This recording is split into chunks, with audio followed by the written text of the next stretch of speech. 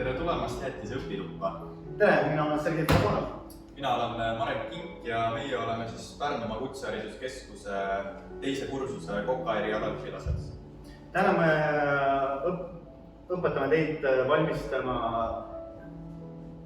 jäätise ja sorbet. Sorbee põhitooraineteks on tavaliselt kas marjamahlad, puuviljamahlad või püree ja ei kasutata piimatooteid ega ka muna.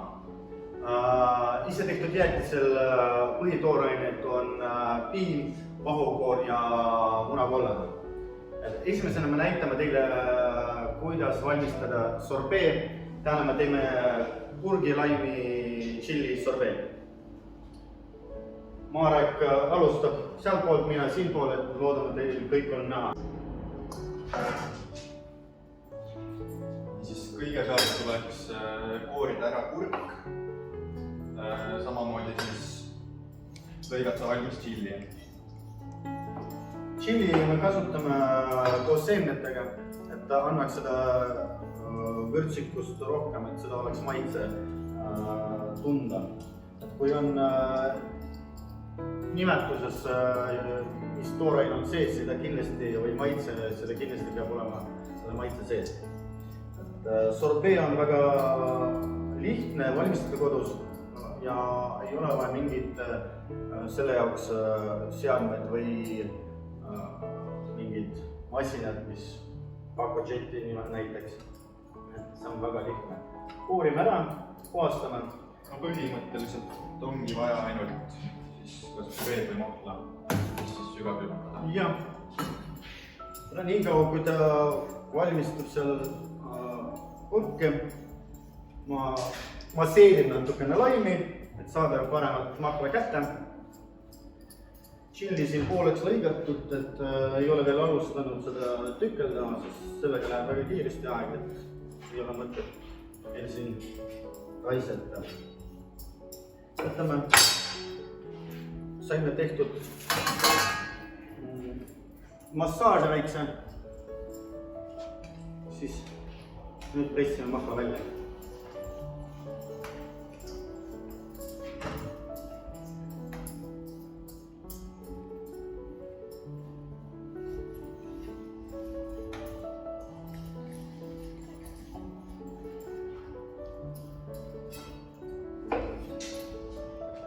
Põhimõtteliselt kurgil mingisugust eraldi tükelduskuju ei ole, et lükkata lihtsalt tükkideks, sellepärast et pärast läheb ta koos kõigi teiste toorainetega lihtsalt püreeks.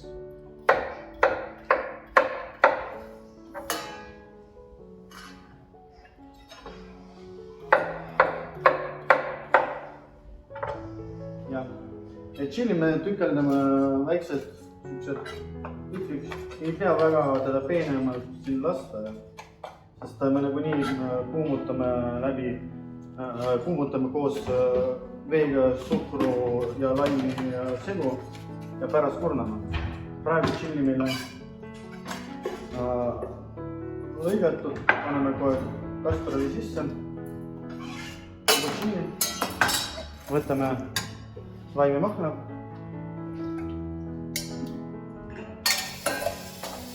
Lisame siia pruunsuhkrut.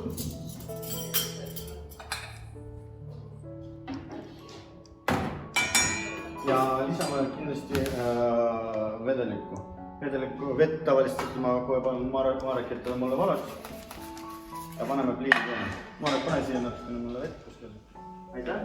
Lisame vett siia ja kuumutame läbi. Pärast laseme läbi sõela. Kindlasti läbi sõela lastes tasuks kasutada ka marlit või ühekordseid üldse või midagi sellist, et tuleks välja ainult see vedelik.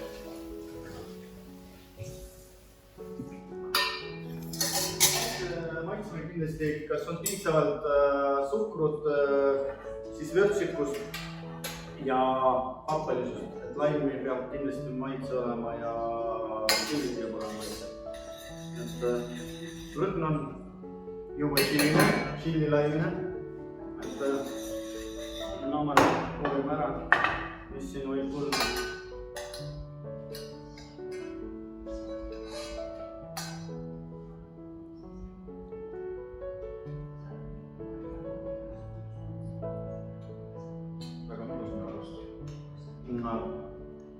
Tšilli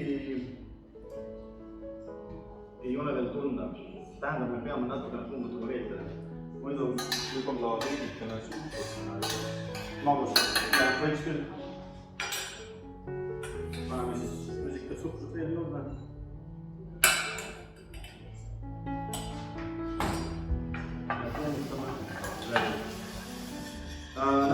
Nagu oli näha, et me ei ole vett väga palju pannud, kuna ise kurk on mahlane ja ta annab seda mahlastust. Vesi on meil siin veel sees ja vesi, mis siin praegu veel augustab välja, et seda vedelikku peab piitsama. Alles on siuke karamelline vedelik. Jah.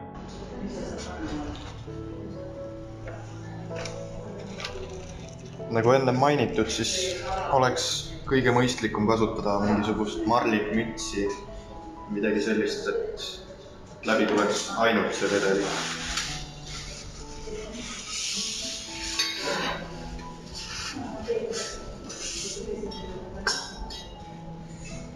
Las ta siin nüüd natukene nõrgub.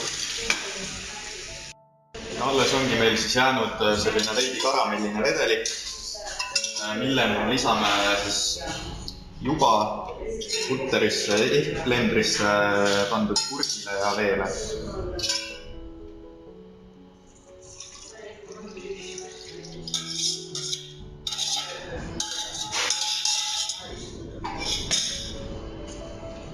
Ja nüüd ei olegi muud jäänud, kui ta putteris peeneks lasta püreeks.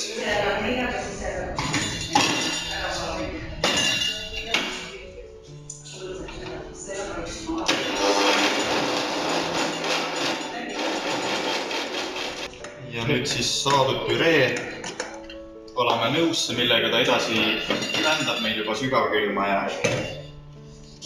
hiljem saate süüa. Seda kindlasti. Ma tahaks maista. Kuidas? Kuidas on?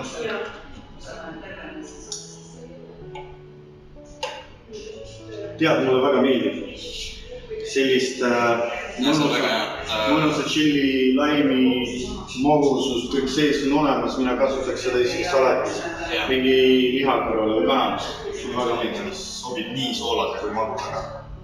Väga mõnus. Seda võib loomulikult kasutada ka vahekäidudeks, seal näiteks tahate kodus teha salati ja siis pearooga pakkuda kõigidele, et maitsemeelt turgutada ja värskendada, saab seda vahekäiku ka panna. Aga valame ta siis välja ja paneme ta sügavkülma. Sorbet jäätis nüüd meil asub sügavkülmas, mis paari tunni pärast saab. Nüüd me teeme ise tehtud jäätist, oliivijäätist, oliiviõliga, ekstra virginiga. Ja kindlasti, kui tahate oliivõli või ekstra virgin valida, siis parem mitte Mida jääksid see kibeda järelmärksega? Jaa, et täna meil on väga hea oliivõli, ei hakka reklaama mis firma, aga väga maitseb. Et esialgu, mis meil on vaja, me kummutame mett ja piima kokku. Selle oleme kartuli. Paneme siia 100 milliliitrit piima ja mett.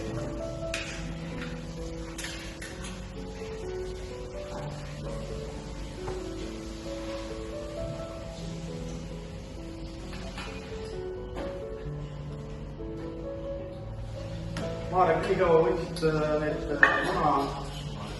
muna tegeleda, eraldada munakoolne ja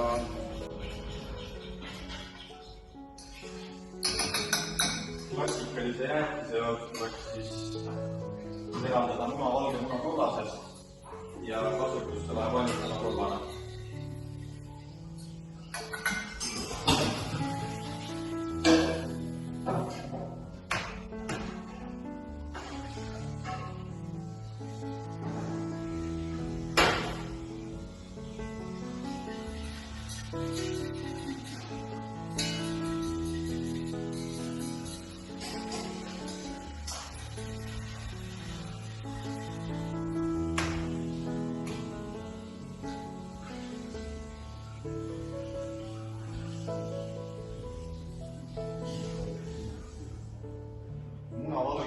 siis teha endale hiljem ise omletti või midagi.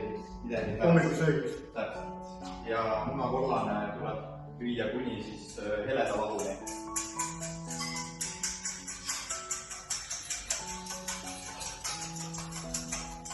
Tuletan meelde, et põhitoorained on siis ise tehtud jäätistel on piim, poor ja munakollane. Suhkrut või mett panna, see on juba teie otsus. Mis soovite, täna me kasutame ainult pariinsuhkrut igal pool ja sellest oliivõli jäätistel kasutame mett. Tegemist on ikkagi rohkem soolase poolisema jäätisega. Jaa, praegu, aga seal on balanss, et soolane ja magustus on sinna koos, et see jääb mõnus rasvane jäätis, aga kellele ei meeldi, siis rasvased jäätis saab teha endale sorbet. Et seal on rasva ei olegi ja mõnustab teed jäätised. Nii kaua, kui mul on siin puune piim, ei unusta seda segada, kui piimi võib kõrbel põhja. Ja siis, kui ta korra läheb kuumaks, ta ei tohi minna keema. Korra te näedite, et mullik hakkab tulema, kohe võtate pliidi sealt ära. Annate talle natukene jaguda. Munakollasse sisse, kui on lihtmetatud valgest laus, hakkame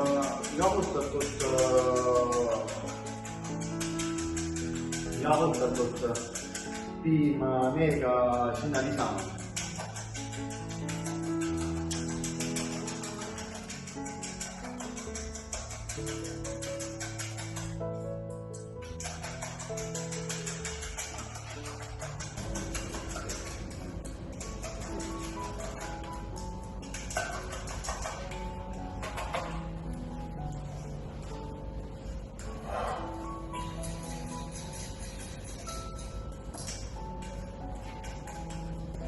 Nii Marek, ma tulen sinu juurde.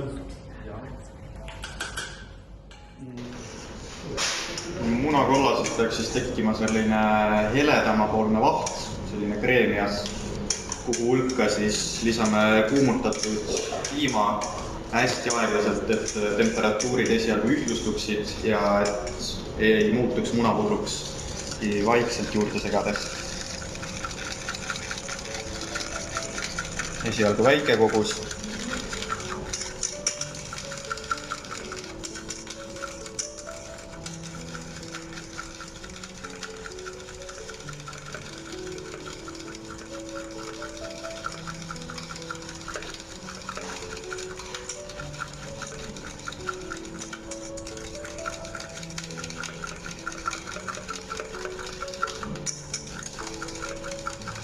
Ja kindlasti peab siis ka jälgima, et mitte mingisuguseid tükke ei tekiks sisse, sellepärast et siis juhtubki see, et muna muutub tahkeks ja ei saa enam sellist siidjat jäätist.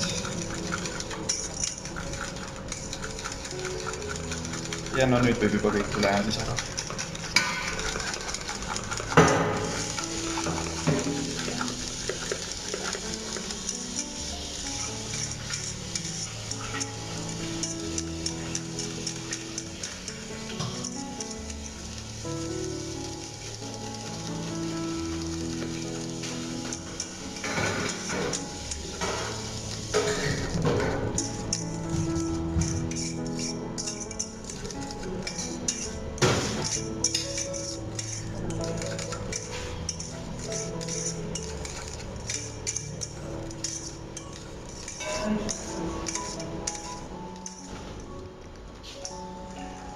Nii, kõige mõistlikum oleks siis tegelikult veel meie jäätise põhimass ehk siis muna ja kuumutatud piimasegu veel ka vesivannil läbi kuumutada, et ta muutuks veidikene paksemaks ja hiljem siis juba vahustatud vahukoor hulka lisada. Pärast peab siis muidugi jälgima ka seda, et see põhimass meil ära jahtub, sellepärast et vahukoor ju kuumaga läheb jälle vedelaks. ta võiks olla ikkagi vahus. no mul on valmis juba. kas sul on juba, võtab aega, jah? ei, mul on ta valmis. võtame ära siis, anname teda jahtuda. ja nüüd ägeva asja, mis saab ka kodus kasutada ka. et kauss ei liiguks. teeme siukse krunni. ja paneme kauss peale, näete, ta ei liigu enam. ja vaikselt segame sisse. nii et nüüd lisame siia oliivõli.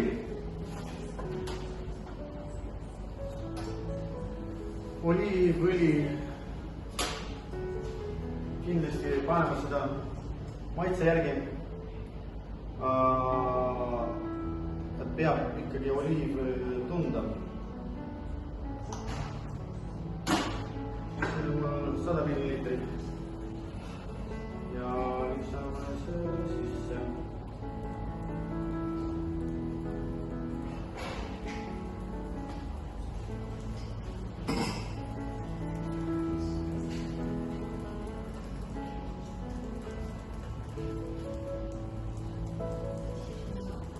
nüüd me proovime seda segu, kuidas see maitse on. kas on vaja lisada siia oliivõli ja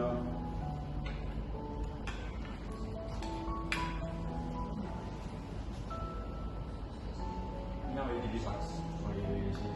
ja siin on praegu vähe tunda. ta peab olema meil oliivõli intensiivsem. ma kohe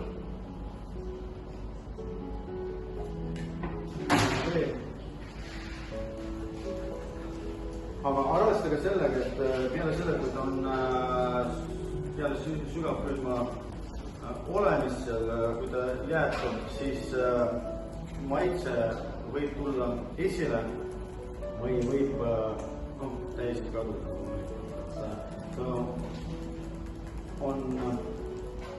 on selline oht, aga kuna me oleme juba seda jäätist katsetanud, siis me teame, et oliivõli tuleb pigem esile.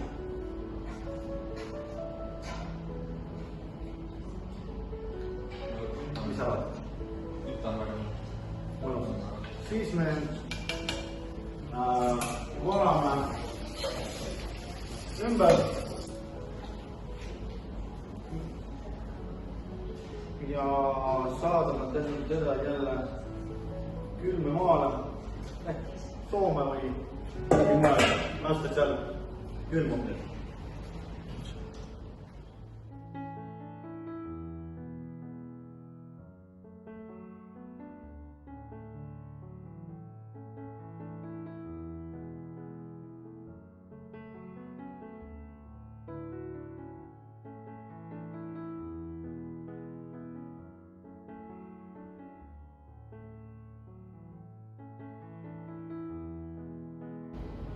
Suured tänud vaatamist ja loodame, et teile kõik meeldis. Head õppimist. ja head katsetamist kindlasti kodus.